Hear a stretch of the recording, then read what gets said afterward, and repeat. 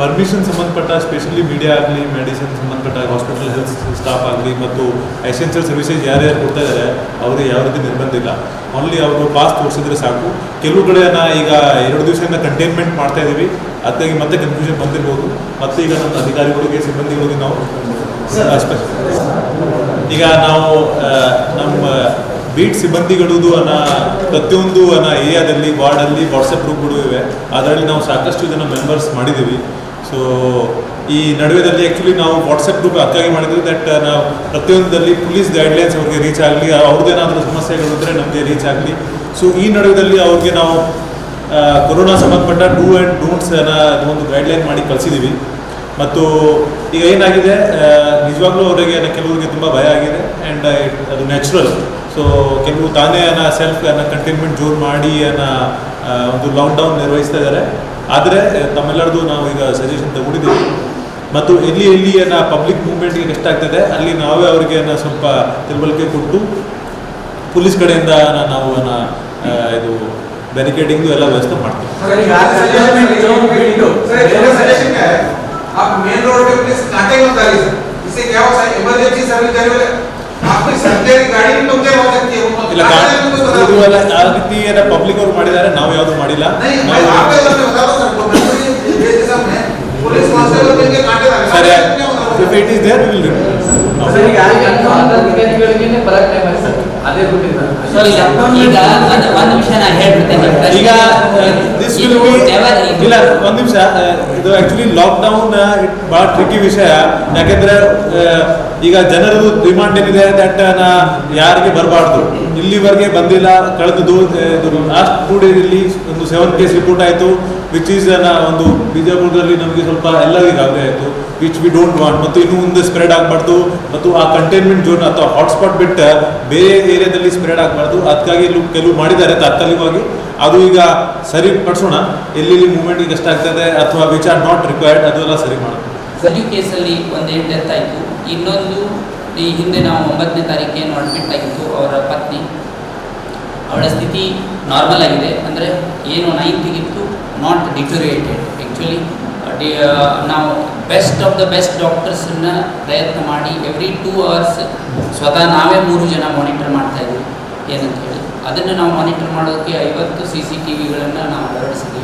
ಬೇರೆ ಬೇರೆ ಮುಂದೆ ಬರುವಂಥದ್ದು ಏನಾದರೂ 50 CCTV for future patients also, ಮತ್ತು ಈಗಿರೋ ಪೇಷಂಟ್.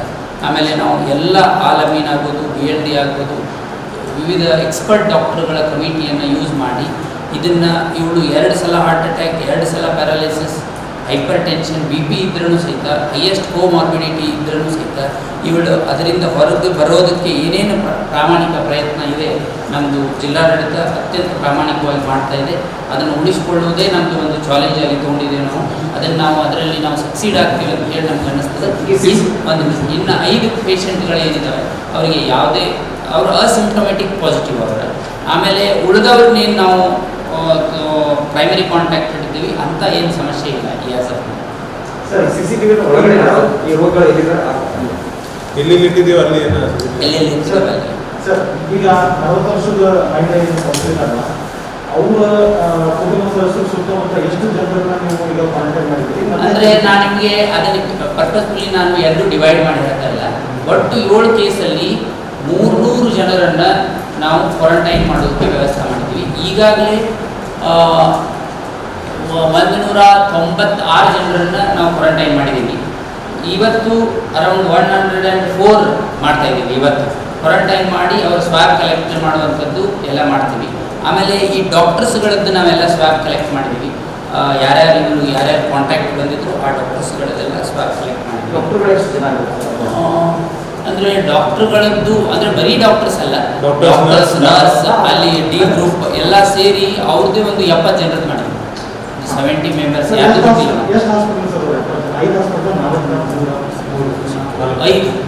5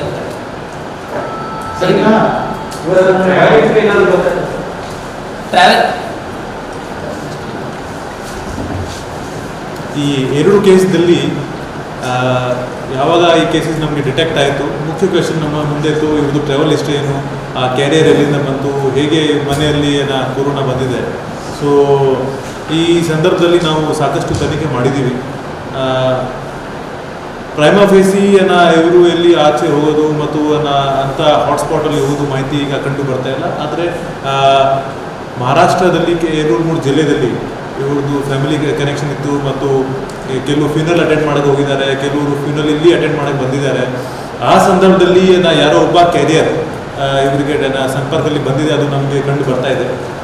ಆದರೆ ಮಹಾರಾಷ್ಟ್ರ ಪೊಲೀಸ್ಗೆ ನಾವು ಫ್ಯಾಕ್ಸ್ ಮುಖಾಂತರ ಮಾಹಿತಿ ಕಳಿಸಿದ್ದೀವಿ. ಅವ್ರಿಗೆ ಅದು ಆ ಜಾಗದಲ್ಲಿ ಎಲ್ಲಿ ಅವರು ವಾಸ ಮಾಡಿದರು ಮತ್ತು ಆ ಏರಿಯಾದಲ್ಲಿ ಆ ಟೈಮಲ್ಲಿ ಏನಾದರೂ ಪಾಸಿಟಿವ್ ಕೇಸ್ ರಿಪೋರ್ಟ್ ಆಗಿದೆ ಇಲ್ವಾ ಅದರ ಬಗ್ಗೆ ನಾವು ಅವ್ರಿಗೆ ಕನ್ಫರ್ಮ್ ಮಾಡಿ ಹೇಳಿದ್ದೀವಿ. ಸೊ ಅದು ಯಾವಾಗ ಮಾಹಿತಿ ಬರ್ತದೆ ಅದರಿಂದ ನಮಗೆ ನಮ್ಮ ತನಿಖೆಯಲ್ಲಿ ಸ್ವಲ್ಪ ಕನ್ಫರ್ಮೇಷನ್ ಬರ್ತದೆ. ಸರ್ ಗಡಿ ಹೆಂಗೆ ದಾಟಿದ್ರು ಸರ್? ಈಗ ಇದು ಒಂದು ಕ್ವಶನ್ ಪದೇ ಬರ್ತಾ ಇದೆ, ಗಡಿ ಹೇಗೆ ದಾಟಿದ್ರು. Funeral family relatives funeral attend ಮಾಡೋಕ್ಕೆ ಸರ್ಕಾರದ ಗೈಡ್ಲೈನ್ಸ್ ಇದೆ. ಅದು ಮಾನವತೆ ದೃಷ್ಟಿ ಆಧಾರ ಮೇಲೆ ಪರ್ಮಿಷನ್ ಕೊಡಲೇಬೇಕು. ದ ಲೇಡಿ ಹೂ ಕೇಮ್ ಅವ್ರದ್ದು ಫಾದರ್ ತೀರ್ಕೊಂಡಿದ್ರು ಆ್ಯಕ್ಚುಲಿ 3ನೇ ತಾರೀಕಿಗೆ. ಸೊ ಅದು ಅವ್ರು as per government guideline she is entitled to come. So ಅದೇ ರೀತಿ ಇವ್ರದ್ದು one family they went to other district, ಅದು ಕೂಡ ಫ್ಯೂನರಲ್ ಅಟೆಂಡ್ ಮಾಡೋಕ್ಕೆ. ಸೊ ಸಾಮಾನ್ಯವಾಗಿ ಹೆಲ್ತ್ ಎಮರ್ಜೆನ್ಸಿ ಅಥವಾ ಫ್ಯೂನರಲ್ಲಿ ಜಿಲ್ಲಾಡಳಿತವರು ಪರ್ಮಿಷನ್ ಕೊಡ್ತಾರೆ. ಕೆಲವು ಮೂಲಗಳ ಪ್ರಕಾರ ಏನು ಹೇಳ್ತಾರೆ ಸರ್, ಈ 60 ವರ್ಷದ ಮಹಿಳೆ ಇದ್ದಾರೆ, ಇವ್ರ ರಿಲೇಷನಲ್ಲಿ 1 ವಾರದ ಕೆಳಗಡೆ ಇನ್ನು 2 ಡೆತ್ ಆಗಿದ್ದಾರೆ. ಈ ಮಾಹಿತಿ ಕೂಡ ನಮಗೆ ಒಂದು 9ನೇ ತಾರೀಕಿಗೆ ಬಂದಿತ್ತು. ನಾವು ಇದೇ ರೀತಿ ಬೆಳಿಗ್ಗೆ ಮೀಟಿಂಗ್ ಮಾಡುವಾಗ ನಮಗೆ ಮಾಹಿತಿ ಫಸ್ಟ್ ಟೈಮ್ ಬಂತು. ನಮಗೆ ಕೂಡ ಇದ್ರ ಬಗ್ಗೆ ಸ್ವಲ್ಪ ಯಾಕೆ ಈ ಒಂದು ವಾರದಲ್ಲಿ ಒಂದೇ ಫ್ಯಾಮಿಲಿ 2 ಡೆತ್ ಆಯಿತು ಮತ್ತು they may be Covid positives ಅಥವಾ ಕೊರೋನಾ ಪಾಸಿಟಿವ್ಸ್ ಇರ್ಬೋದು ಮತ್ತು ಅದರಿಂದ ಫ್ಯಾಮಿಲಿ ಮೆಂಬರ್ಸ್ಗೆ ಆಗಿರ್ಬೋದು. ಸೊ ಫಸ್ಟ್ ಫಾರ್ಮೋಸ್ಟ್ ಆ್ಯಕ್ಷನ್ ನಮ್ಮದು ಮನೆಯಲ್ಲಿ ಬೇರೆ ಯಾರ್ಯಾರು ಮೆಂಬರ್ಸ್ ಇತ್ತು ಅವಾಗೆ ನಾವು ಐಸೋಲೇಷನಲ್ಲಿ ಮಾಡಿ ಅವ್ರದ್ದು ಸ್ವ್ಯಾಬ್ ಕಳಿಸಿತ್ತು. ಅದರಿಂದ ಈ ಪಾಸಿಟಿವ್ ಕೇಸಲ್ಲಿ ನಮ್ಮ ಮುಂದೆ ಬಂತು. ಈಗ ಸೆಕೆಂಡ್ ಚಾಲೆಂಜ್ ಈ ಕೇಸಲ್ಲಿ that whether the deceased person both husband wife whether they were corona positive or not, so ಅದಾಗಿ ಕ್ಯಾರಿಯರ್ ಟ್ರೇಸಿಂಗ್ ಪ್ರೊಸೆಸ್ ನಾವು ಮಾಡ್ತಾ ಇದ್ದೀವಿ. ಸೊ ನಮ್ಮದು ಇದರಲ್ಲಿ ಬಂದಿರೋ ಥ್ಯೂರಿ ಮೇಲೆ ನಾವು ಕೆಲಸ ಮಾಡ್ತಾ ಇದ್ದೀವಿ. ಅದು ಈಗ ರಿವೀಲ್ ಮಾಡಲಿಕ್ಕೆ ಆಗಲ್ಲ, ಯಾಕೆಂದರೆ ಆ ಥ್ಯೂರಿ ಪೂರ್ತಿ ಕನ್ಫರ್ಮ್ ಆಗಿಲ್ಲ. ಸೊ ಒಂದು ಥ್ಯೂರಿ ಪ್ರಕಾರ ಮಹಾರಾಷ್ಟ್ರ ಕನೆಕ್ಷನ್ ಇದ್ದರೆ ದೆನ್ ತಂದೆ ತಾಯಿ ಮುಖಾಂತರ ಬರ್ಲಿಕ್ಕೆ ಸಾಧ್ಯತೆ ಸ್ವಲ್ಪ ಕಡಿಮೆ ಕಾಣ್ತದೆ. ಆದರೆ ನಾವು ಯಾವುದು ಪಾಸಿಬಿಲಿಟಿ ರೂಲ್ ಔಟ್ ಮಾಡ್ತಾ ಇಲ್ಲ. ಆ್ಯಂಡ್ ಆದ ನಂತರ ಜಿಲ್ಲಾಡಳಿತ ಅವರು ಮತ್ತು ಪೊಲೀಸ್ ಇಲಾಖೆಯಿಂದ ನಾವು ಒಂದು ಆದೇಶ ಹೊರಡಿಸಿದ್ವಿ, ಯಾವುದು ಫ್ಯಾಮಿಲಿಯಲ್ಲಿ ಡೆತ್ ಆದ ಕೂಡಲೇ ಅದು ನಮ್ಮ ಗಮನಕ್ಕೆ ತರಲೇಬೇಕು ಮತ್ತು ಯಾವುದು ಫ್ಯೂನರಲ್ ಜಾಗ ಇರಲಿ ಕಬ್ರಿಸ್ತಾನ ಇರಲಿ ಅದರಲ್ಲಿ ನಮ್ಮವರು ಕೂಡ ಒಂದು ರಿಜಿಸ್ಟರ್ ಇಟ್ಟು ನಿಗಾವಣೆ ಇಟ್ಕೊಡ್ತಾರೆ. ಬಿಕಾಸ್ ಈ ಸಮಯದಲ್ಲಿ ಯಾವುದು death it can be suspicious. ಸಾಮಾನ್ಯವಾಗಿ ನಾವು ನ್ಯಾಚುರಲ್ ಮತ್ತು ಅನ್ಯಾಚುರಲ್ ಡೆತಲ್ಲಿ ನಾವು ವ್ಯತ್ಯಾಸ ಮಾಡ್ತೀವಿ. ಅನ್ಯಾಚುರಲ್ ಡೆತಲ್ಲಿ ಮಾತ್ರ ಪೊಲೀಸರು ತನಿಖೆ ಮಾಡ್ತಾರೆ. ಬಟ್ ಈ ಸಮಯದಲ್ಲಿ even if the natural death because ಅದ್ರ ಗೊತ್ತಾಗೋದಿಲ್ಲ ಕಾರಣ ಏನು, it may be due to fever or something which is not in the preview of police. ಆದರೆ ನಾವು ಈಗ ನಿಗಾವಣೆ ಇಟ್ಕೊಡ್ತೀವಿ ಸೊ ದ್ಯಾಟ್ ಈ ರೀತಿ ಸಂಶಯಾಸ್ಪದ ಸ್ಥಿತಿ ಮುಂದೆ ಬರಬಾರ್ದು.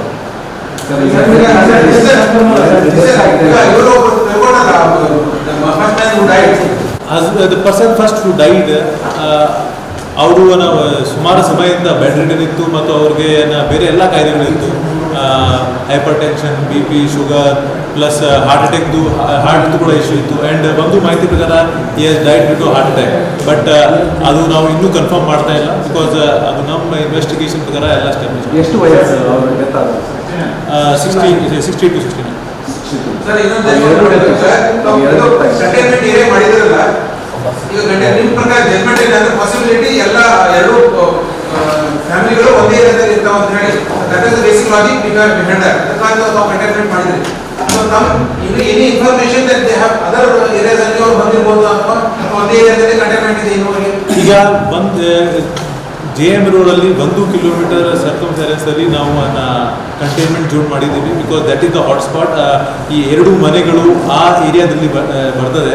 ಸೊ ಅದು ಬ್ಯಾರಿಕೇಡಿಂಗ್ ಮಾಡಿ ನಾವು ಅದು ಕಂಟೈನ್ಮೆಂಟ್ ಮಾಡಿದ್ದೀವಿ ಸೊ ದಟ್ ಅಲ್ಲಿಂದ ಯಾರು ಆಚೆ ಹೋಗಬಾರ್ದು ಮತ್ತು ಅಲ್ಲಿ ಹೊರಗಡೆ ಯಾರು ಹೋಗಬಾರ್ದು. ಆ್ಯಂಡ್ ಈಗ ಪ್ರೆಸೆಂಟ್ಲಿ ನಮ್ಮ ಇನ್ವೆಸ್ಟಿಗೇಷನ್ದು ರೂಲ್ ಏನಿದೆ ನಾವು ಕಾನ್ಸಂಟ್ರೇಟ್ ಸರ್ಕಲ್ ವೈಸ್ ಒಂದು ಇನ್ವೆಸ್ಟಿಗೇಷನ್ ಮಾಡ್ತಾ ಇದ್ದೀವಿ. ಈಗಾಗಲೇ ಡಿ ಸಿ ಹೇಳಿದಂಗೆ 300 ಕಾಂಟ್ಯಾಕ್ಟ್ಸ್ ನಾವು ಐಡೆಂಟಿಫೈ ಮಾಡಿದ್ದೀವಿ. ಅದು ಅವ್ರ ಫ್ಯಾಮಿಲಿ ಮೆಂಬರ್ಸ್, ಅವ್ರ ನೇಬರ್ಸ್ ಯಾರು ಅವರ ಜೊತೆಗೆ ಫ್ರೆಕ್ವೆಂಟ್ನೆಸ್ಲಿ ಇರ್ತಾರೆ ಮತ್ತು ಲಾಸ್ಟ್ 10 ಡೇಸಲ್ಲಿ ಅವ್ರ ಸಂಪರ್ಕದಲ್ಲಿ ಅವ್ರ ಮಿತ್ರಗಳು ಅಥವಾ ಬೇರೆಯವರು ಏರಿಯಾ ಸಂಪರ್ಕ ಬಂದಿದ್ದಾರೆ ಅವ್ರಿಗೆ ನಾವು ಟಚ್ ಮಾಡ್ತಾ ಇದ್ದೀವಿ. ಅದೇ ರೀತಿ ಮುಂದೆ ನಮಗೆ ಎಲ್ಲೆಲ್ಲಿ ಕ್ಲೂ ಸಿಗ್ತದೆ ಆ ಪ್ರಕಾರ ನಾವು ನಮ್ಮ ಏರಿಯಾ ಆಫ್ ಇನ್ವೆಸ್ಟಿಗೇಷನ್ ಗೈಡ್ ಮಾಡ್ತೀವಿ. ಸೊ ದ್ಯಾಟ್ ಈ ಕೋವಿಡಿಂದ ಯಾರು ಎಸ್ಕೇಪ್ ಆಗಬಾರ್ದು. ಯಾರ್ಯಾರು ಸಂಪರ್ಕದಲ್ಲಿ ಬಂದಿದ್ದಾರೆ ಅವ್ರಿಗೆ ನಾವು ಮೆಡಿಕಲ್ ಇಂಟರ್ವೆನ್ಷನ್ ಮಾಡ್ತಾರೆ. ಲಾಸ್ಟ್ 2 ಡೇಸಿಂದ ನಾವು ಡ್ರೋನ್ ಮುಖಾಂತರ ಏರಿಯಾದ ಸರ್ವಿಲೆನ್ಸ್ ಮಾಡ್ತಾ ಇದ್ದೀವಿ. ಸರ್ವಿಲೆನ್ಸ್ ಪ್ರಕಾರ ಮಾರ್ನಿಂಗ್ ಟು ಈವ್ನಿಂಗ್ ಯಾವ ಏರಿಯಾದಲ್ಲಿ ಮೂವ್ಮೆಂಟ್ ಇದೆ, ಯಾರು ಪಬ್ಲಿಕ್ ಸೇರ್ತಾ ಇದ್ದಾರೆ ಮೇನ್ ರೋಡ್ ಅಥವಾ ಓಣಿಯಲ್ಲಿ, ಸೊ ಅಂಥವ್ರು ನಾವು ನಿಗಾ ಇಡ್ತಾ ಇದ್ದೀವಿ. ಎಲ್ಲಿ ನಮಗೆ ಮೂವ್ಮೆಂಟ್ ಕಾಣ್ತಾ ಇದೆ ಅದರಲ್ಲಿ ನಮ್ಮ ಪೊಲೀಸ್ ಪೆಟ್ರೋಲಿಂಗ್ ವೆಹಿಕಲ್ ಹೋಗ್ತದೆ ಮತ್ತು ಅವ್ರಿಗೆ ಅಲರ್ಟ್ ಮಾಡ್ತಾರೆ. ಸಾಮಾನ್ಯವಾಗಿ ಈಗ since it has been declare A containment zone, so ಅದಕ್ಕಾಗಿ ನಾವು ಪೊಲೀಸ್ ಡಿಪ್ಲಾಯ್ಮೆಂಟ್ ಒಳಗಡೆ ಮಾಡ್ತಾ ಇಲ್ಲ. ಬಿಕಾಸ್ ಪೊಲೀಸ್ ಫೋರ್ಸ್ದು ಸುರಕ್ಷತೆ ಕೂಡ ತುಂಬ ಇಂಪಾರ್ಟೆಂಟ್ ಇದೆ. But at the same time ಅವ್ರಿಗೆ ನಾವು ಪಬ್ಲಿಕ್ ಅಡ್ರೆಸಿಂಗ್ ಸಿಸ್ಟಮ್ ಮುಖಾಂತರ ಅವ್ರಿಗೆ ಎಲ್ಲರಿಗೆ ಅವೇರ್ನೆಸ್ ಕ್ರಿಯೇಟ್ ಮಾಡ್ತಾ ಇದ್ದೀವಿ. ಜೊತೆಗೆ ಎಚ್ಚರಿಕೆ ಕೂಡ ಕೊಡ್ತಾ ಇದ್ದೀವಿ ದಟ್ ಈ ಏರಿಯಾದಲ್ಲಿ ಕೆಲವು ಕೇಸಸ್ ಪಾಸಿಟಿವ್ ಬಂದಿದೆ. If you stay at home ಇದು ನಿಮಗೆ ಕೂಡ ಬರೋದಿಲ್ಲ, otherwise the chances of spreading will be high ಅಂತ. ಸೀಲ್ ಡೌನ್ ಏರಿಯಾದಲ್ಲಿ ನಾವು ಸರ್ವೆಲೆನ್ಸ್ ಅಂತ ಮಾಡ್ತೀವಿ, ಅಂದರೆ ಅವ್ರಿಗೆ ಮನೆ ಮನೆಗೆ ಹೋಗಿ ಮಾಡುವಂಥದ್ದು. ಅದರಲ್ಲಿ ಬೇಸಿಕಲಿ ಏನಂದರೆ ಎವ್ರಿ ಫ್ಯಾಮಿಲಿ ಮತ್ತು ಎವ್ರಿ ಫ್ಯಾಮಿಲಿ ಮೆಂಬರ್ ನಾವು ಟಚ್ ಮಾಡಬೇಕಂತ ಬೇಸಿಕ್ ಕನ್ಸೆಪ್ಟ್ ಇರೋದು. ಇನಿಷಿಯಲಿ ಅವರಿಗೆ ಇದು ಪಾಸಿಟಿವ್ ಈ ಥರ ಬಂತು ಅಂತ ಹೇಳಿ ಸ್ವಲ್ಪ ಪ್ಯಾನಿಕ್ ಆಗಿ ದೇವರ ಸ್ವಲ್ಪ ಕೆಲವರು ಮಾಡಿದ ರೆಜಿಸ್ಟೆನ್ಸ್ ಈ ಥರ, ಅಂದರೆ ನಮ್ಗೆ ಯಾಕೆ ಮಾಡ್ತೀರಿ, ನಾವೆಲ್ಲ ಸರಿ ಇದ್ದೀವಿ ಅಂತ. ಸಬ್ಸಿಕ್ವೆಂಟ್ಲಿ ಏನಾಯ್ತಂದರೆ ನಾವು ಅವರ ಧರ್ಮದ ಮುಖಂಡರು, ಆಮೇಲೆ ಅಲ್ಲಿ ಲೀಡರ್ಗಳು, ಆಮೇಲೆ ಅಲ್ಲಿ ಕೆಲವು ಫ್ಯಾಮಿಲಿ ಮೆಂಬರ್ಸ್ ಮತ್ತು ನಮ್ಮ ಡಾಕ್ಟರ್ಸ್ ಯಾರು ಆ ಏರಿಯಾದಲ್ಲಿ ಕಾನ್ಫಿಡೆನ್ಸ್ ಗಳಿಸಿದ್ದಾರೆ, ಈವನ್ ಪ್ರೈವೇಟ್ ಇರ್ಬೋದು ಗೌರ್ಮೆಂಟ್ ಇರ್ಬೋದು, ಇಬ್ಬರನ್ನು ಯೂಸ್ ಮಾಡಿ ಅವ್ರಿಗೆ ತಿಳಿ ಹೇಳಿದ್ದೀವಿ ಇಟ್ ಈಸ್ ನಿಮ್ಮ ಒಳ್ಳೆಯದಕ್ಕಾಗಿ. ಆಗಿಂದ ಅವರು ನಮಗೆ ಎಲ್ಲ ರೀತಿಯಿಂದ ಅವರು ಕೋಆಪರೇಷನ್ ಕೊಡ್ತಾ ಇದ್ದಾರೆ. ಇದರಲ್ಲಿ ಏನಿಲ್ಲ. ಓನ್ಲಿ ನಾವು we are facing difficulty in contact tracing, ಅಂದರೆ ನಾವು ಬ್ಯಾಕ್ ಹೋಗ್ತಾ ಇದ್ದಿಲ್ಲ, ಅದನ್ನು ಎಲ್ಲಿಗೆ ನೇರವಾಗಿ ಗೆಟ್ ಮಾಡಬೇಕು ಅನ್ನೋದು.